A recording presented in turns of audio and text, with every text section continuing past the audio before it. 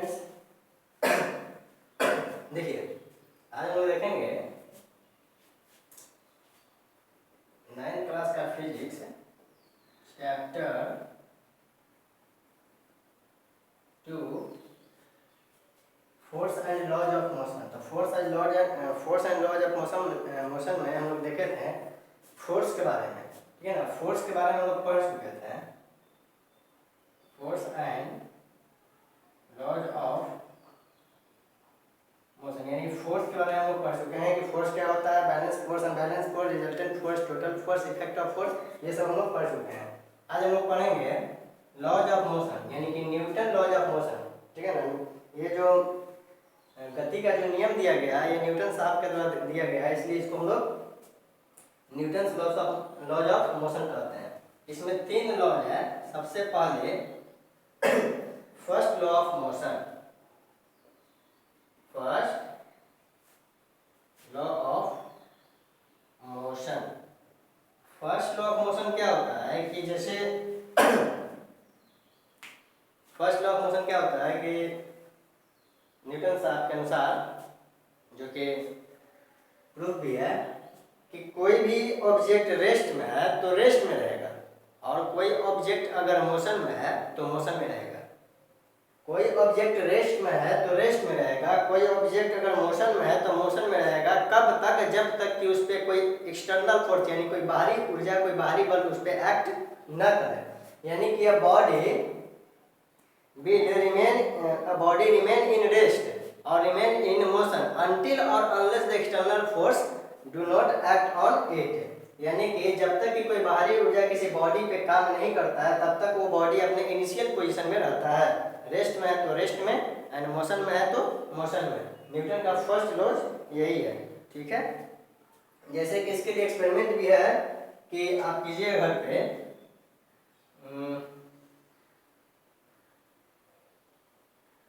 एक गिलास लेना है, ठीक है। इसके ऊपर एक छोटा सा कोई प्लास्टिक का, जैसे सिम कार्ड का या फिर होता ना कोई एटीएम कार्ड वगैरह, वैसा ले लीजिए, गिलास में रखिए, इस पर एक कॉइन रखिए। कॉइन रखने के बाद जैसे ही इस कार्ड में हम मारेंगे तो कार्ड आगे चला जाएगा और कॉइन नीचे आ जाएगा, गिलास में नीचे आ जाएगा। इसका मतलब कि सर ये जो हम लोग ऊपर जो कार्ड रखे थे या फिर जो भी ऊपर रखे प्लास्टिक का या फिर जो उस पर कॉइन रखे, तो जैसे दोनों रेस्ट में, अब हम कार्ड में मारेंगे तो मोशन किस में आएगा? कार्ड में आना चाहिए, ठीक है ना। और ये जो ऊपर कॉइन रखा हुआ है, कार्ड के ऊपर जो कॉइन रखा हुआ था उसको हम लोग कोई डिस्टर्ब नहीं किए, तो वो चाहेगा क्या कि हम रेस्ट में है तो रेस्ट में ही रहेंगे। तो कार्ड को हम लोग जैसे ही फोर्स किए तो वो आगे चला गया और कॉइन कहाँ आ गया? नीचे आ गया, ग्लास में आ गया।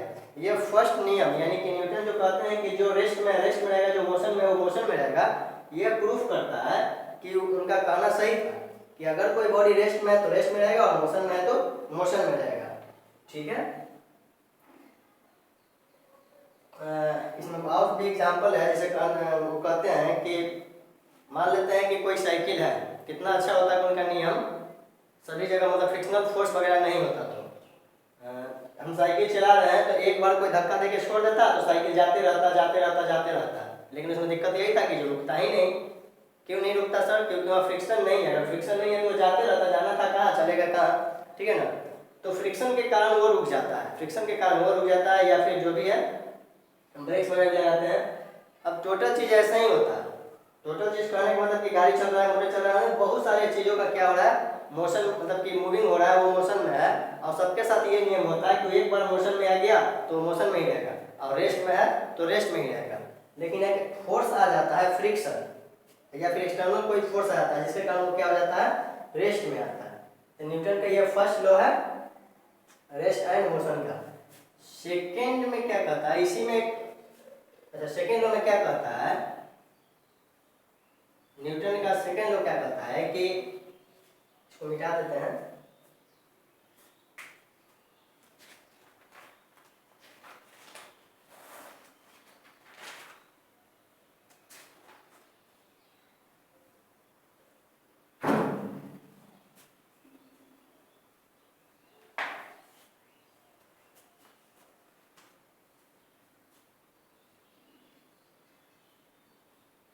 सेकेंड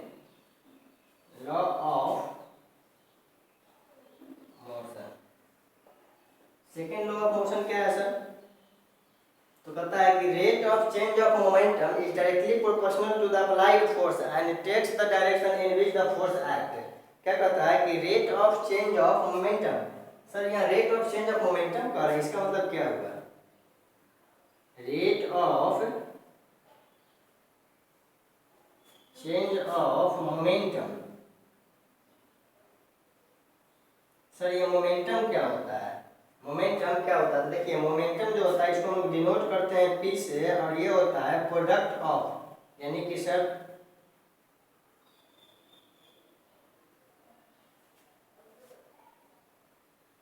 मोमेंटम जो होता है प्रोडक्ट ऑफ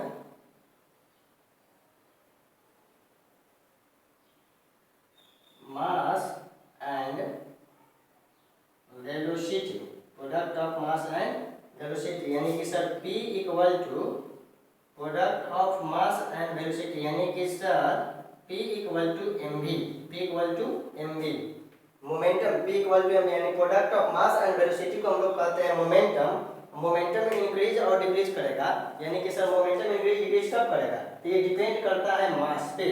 किस पे डिपेंड करता है? यानी मास है, वेलोसिटी है, तो ये मतलब मेनली ये मास पे डिपेंड करता है। मास अधिक रहेगा तो मोमेंटम ज़्यादा होगा, ठीक है, और मास कम होगा तो मोमेंटम कम होगा, ठीक है।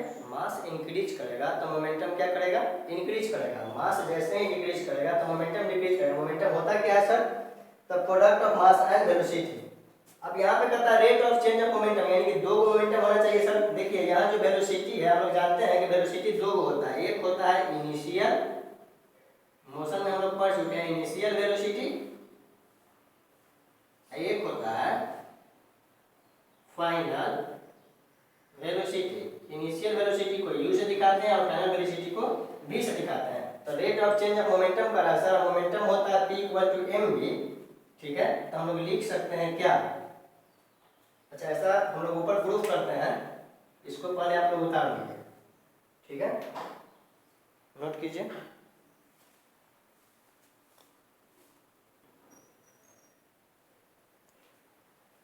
नोट कर लिए होंगे। एक चीज यहाँ क्या हुआ है, इनिशियल वेलोसिटी हो गया, फाइनल वेलोसिटी क्या हो गया?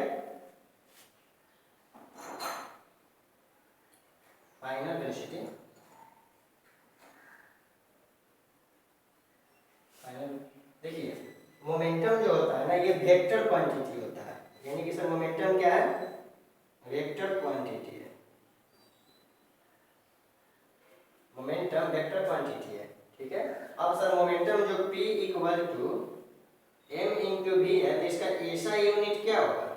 ऐसा यूनिट क्या होगा? तो सिंपल सी बात है कि सर अगर मोमेंटम का यानी P का ऐसा यूनिट निकालते हैं तो मास का होता है किलोग्राम और वेलोसिटी का होता है मीटर पर सेकेंड, यानी कि सर मोमेंटम का ऐसा यूनिट क्या हो जाएगा?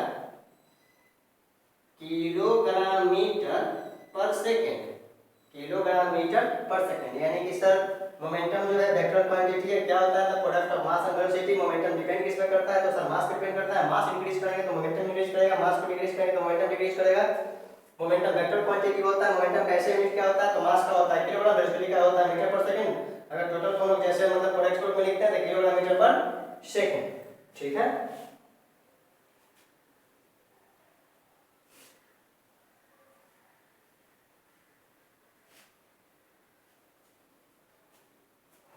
देखिए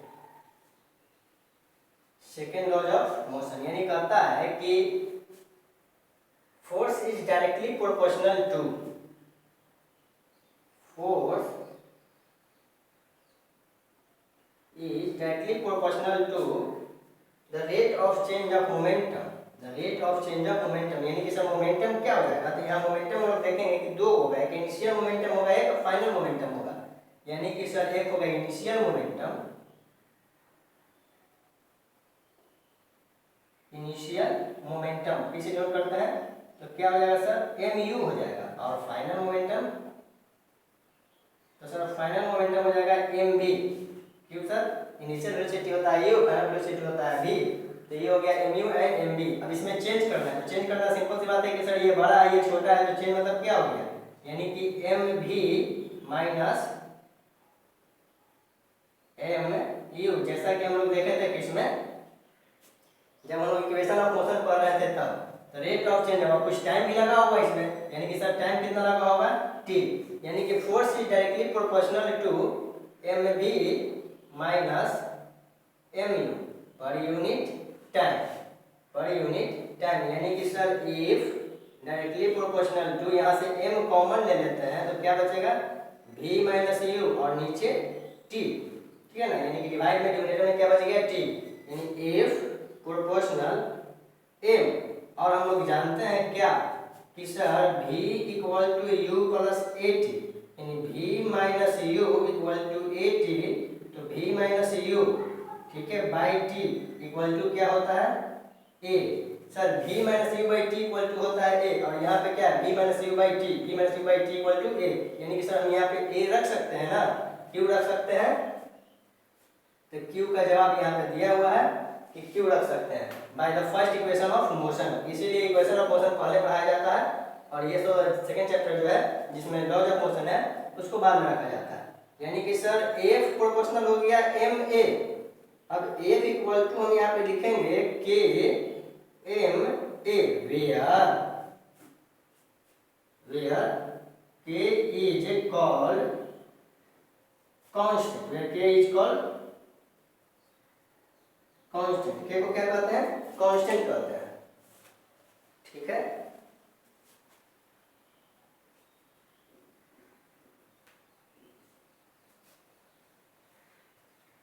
rate of change of momentum,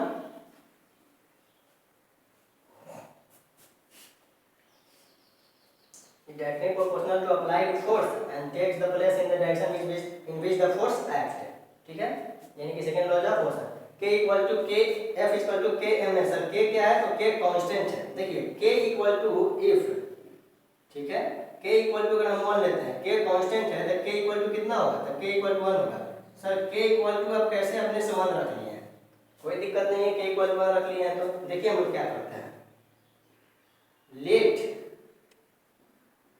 F equal to 1 newton मान लेते हैं, मास इक्वल टू मान लेते हैं 1 किलोग्राम, और एक्सेलरेशन इक्वल टू मान लेते हैं 1 metre per second square, 1 metre per second square. अब इसको क्या करते हैं कि इक्वेशन 1 मान लेते हैं, इन तीनों का वैल्यू फर्स्ट में रखते हैं, यानी putting the value of, putting the value of f, m and a in equation 1, equation 1 में वैल्यू रखते हैं तो क्या हो जाएगा, f equal to k m a है, यानी f equal to sir 1 newton रखना है, k अपनी जगह पे रहेगा, m equal to sir 1 kilogram रखना है, और सर एक्सेलरेशन क्या रखना है 1 मीटर पर सेकेंड स्क्वायर। अब सबको 1 1 1 सबको 1 से मल्टीप्लाई करते हैं और फिर 1 से डिवाइड करते हैं, तो k का वैल्यू हम लोग का कितना आ जाएगा 1। अच्छा सर, इसीलिए हम लोग k का वैल्यू 1 मान लेते हैं या फिर रखते हैं, क्योंकि अगर हम सबको मानते हैं कि जैसे कि 1 न्यूटन का फोर्स लग रहा है, 1 न्यूटन का फोर्स लग रहा है किस पे, तक कोई मास है जिसका बॉडी जिसका कोई बॉडी है जिसका मास कितना है 1 किलोग्राम, तो उसमें एक्सेलरेशन आ गया, कितना का एक्सेलरेशन आ गया सर, तो 1 मीटर पर सेकंड स्क्वायर के रेट से उसमें क्या आ गया, एक्सेलरेशन आ गया, तो वो सबको वैल्यू हम फर्स्ट इक्वेशन में रखें तो k का वैल्यू 1 आ गया, यानी k इक्वल टू हम कांस्टेंट माने k equal to 1, constant k को हम लोग 1 माने हैं, तो 1 कैसे आया, तो सबका वैल्यू हम लोग 1 रखें तो k का वैल्यू 1 आ गया, तो इस तरह से हम लोग क्या किए, प्रूव करते हैं क्या, k equal to f equal to k m n। अब हम लोग यहाँ पे देखेंगे क्या, कहाँ चलिए यहीं पे देखते हैं, अब k का वैल्यू इसमें 1 रखेंगे तो f equal to 1 into m a, यानी कि sir f equal to M a, f equal to M a, ठीक है, फोर्स इक्वल टू क्या हो गया एम ए, यानी कि सर फोर्स का फॉर्मूला हो गया क्या, फोर्स का फॉर्मूला हो गया f equal to M a. अब फोर्स का ऐसा यूनिट हम लोग देखते हैं, तो फोर्स का ऐसा यूनिट हम लोग देखे थे कि सर ये न्यूटन से आप दिए थे तो एक तो न्यूटन हो गया, सेकेंड क्या हो सकता है, तो F बराबर सर एम ए लिखा हुआ है और मास का होता है किलोग्राम और एक्सेलरेशन का होता है मीटर पर सेकेंड स्क्वायर, यानी कि सर फोर्स का सेकेंड यूनिट हम लिख सकते हैं, फोर्स का सेकेंड ऐसा यूनिट हम लिख सकते हैं क्या, kilogram metre per second square. एक क्या होता है न्यूटन, सेकेंड क्या हो गया kilogram metre per second square. मास का क्या हो गया किलोग्राम, एक्सेलरेशन का क्या हो गया मीटर पर सेकेंड स्क्वायर। सबको एक साथ लिखेंगे तो फोर्स का ऐसा यूनिट हो गया किलोग्राम मीटर पर सेकेंड, ऐसा unit kilogram metre per second square. ठीक है,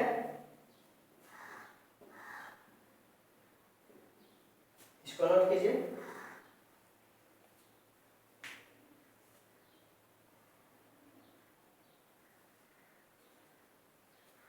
नोट कर लिए, देखिए देखिए ये जो है F इक्वल टू एम में सेकेंड लॉ ऑफ मोशन में जो हम प्रूफ किए अभी, और मोमेंटम ये एग्जाम के लिए बहुत इंपॉर्टेंट होता है, मतलब कि लगभग एग्जाम में आता रहता है और इससे क्वेश्चन वगैरह भी आते हैं जैसे न्यूमेरिकल वगैरह। एक दो न्यूमेरिकल हम देखते हैं अभी क्या होता है।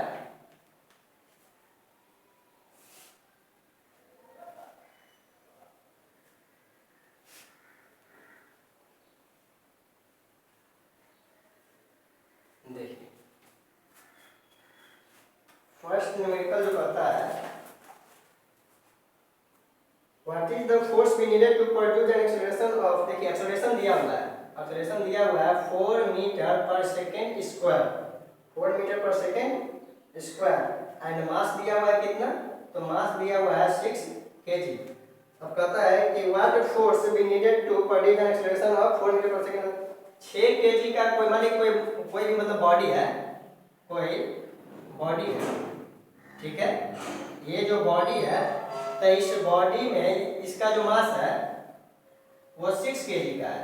अब इसमें एक्सेलरेशन लाना है 4 मीटर पर सेकेंड का, यानी कि A equal to 4 metre per second का इसमें एक्सेलरेशन लाना है, कितना फोर्स लगा है, तो सर फोर्स इक्वल टू आप अभी बताएं F equal to M A, mass दिया हुआ है कितना 6, एक्सेलरेशन दिया हुआ है कितना 4, यानी कि सर